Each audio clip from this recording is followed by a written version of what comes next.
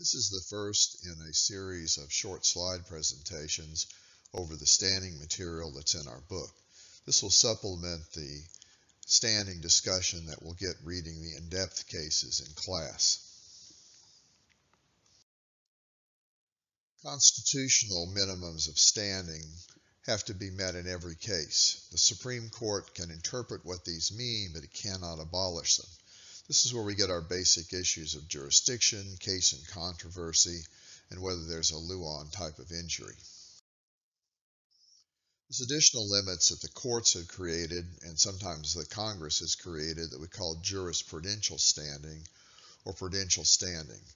These are standing tests that are not constitutionally required, and thus they can be modified or even abolished by the courts. We'll see that in zone of interest, the court has eventually turned it into just a simple canon of statutory construction. Luan is an environmental law case. Many of the most important standing cases arise in environmental law challenges by citizens groups or other associations. Luan gives us our basic standard for standing analysis. Luan requires an actual injury, as the court calls it an injury in fact. It has to be concrete and particularized. When we look at the Mass v. EPA case, we'll look hard at what particularized really means. This is a term that is intended to separate out injuries to everyone, perhaps like climate change, versus very individualized injuries. It also has to be actual or imminent, not conjectural or hypothetical. And this sets us up for some difficult analysis when the injury is in the future and perhaps a probabilistic or statistical injury.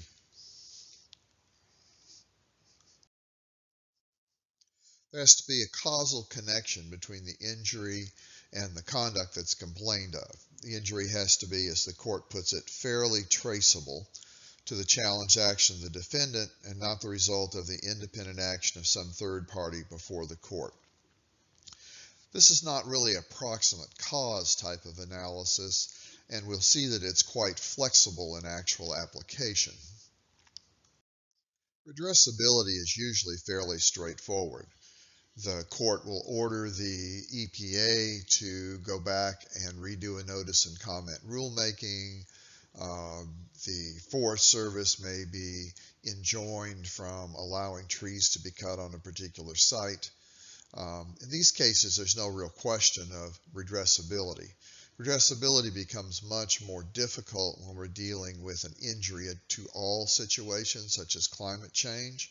And we'll see this discussion in Mass versus EPA. If we think about how to analyze these in terms of material we've already covered, remember our rule versus guidance test when we're trying to decide whether something needs to be notice and comment rulemaking. The same sort of issues that we would use to show that there's been an injury for the rulemaking would also go to the standing facts in the petition to the court to request review of the rule. Major environmental law challenges and other administrative law cases are expensive to bring. They're typically brought by non-governmental organizations, we call them NGOs, such as the Sierra Club or the American Petroleum Institute. The court has specific rules for when these organizations or associations can represent individual plaintiffs in a case. First, there must be at least one member of the group that personally meets the Luan standing requirements. The claims must be consistent with the purpose of the organization. This is almost never challenged.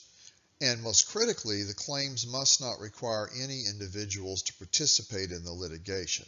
So this rules out claims for any type of monetary damages that will be based on individual injuries.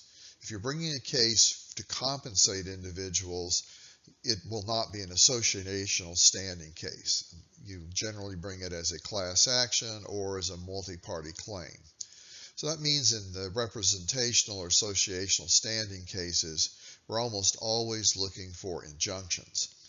The association bringing the case can qualify for attorney fee awards, but again, no damages tied to the specific injuries of individuals. As with our previous chapters, we're looking at a group of cases to be examples, not bright line tests. Some of the cases, such as Laidlaw, Public Citizen, NRDC versus EPA, Summers, and Monsanto, are useful shorthand for ways to analyze the injuries. Simplest case for Luan injury is when you have an action by an agency against a specific regulated party. It could be the Federal Communications Commission giving an order to change the behavior of a cable company. It could be the FAA doing an order to airplane manufacturers on how to build airframes. Could be regulatory orders from the FDA, as we'll look at in future cases. In all of these situations, you have a federal agency, you have a regulated party that is subject to direct action by the agency. The change in the legal rights for that regulated party is our injury. It's clearly related to the agency action because the agency is bringing the action, and it'll be redressable if you can stop or modify the agency action.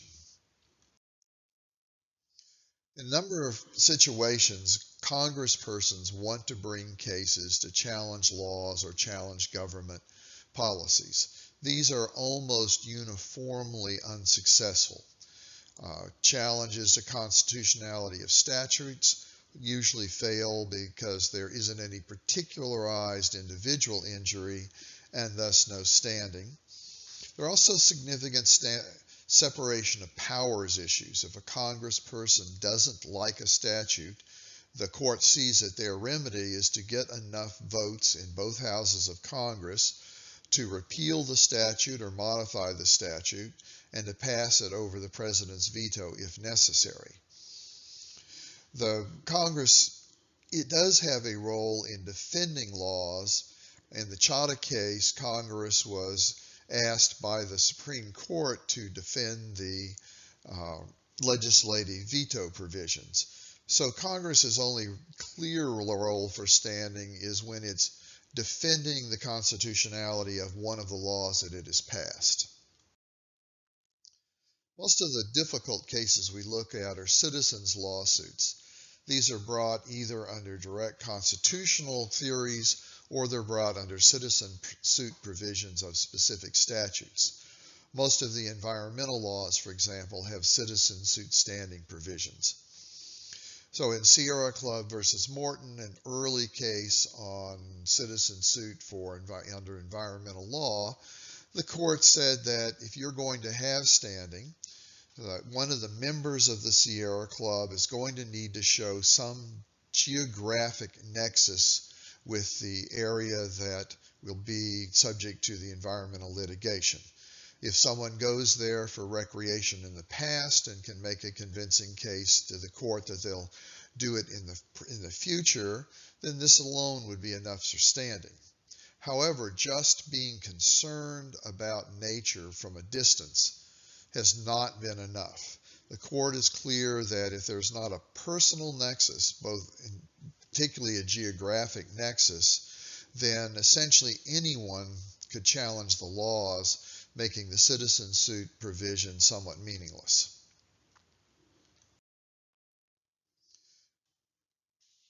Let's say that the Corps of Engineers is going to build a dam, and that's going to affect a scenic river and the habitat of an endangered mouse. We have an Endangered Species Act that provides a mechanism to sue to require the Corps to protect the habitat of the mouse. But to trigger that act, we need to find someone who has Luan standing. So if someone who's hiked there in the past and hiked there in the future, then that would be a good recreational use and could support the standing.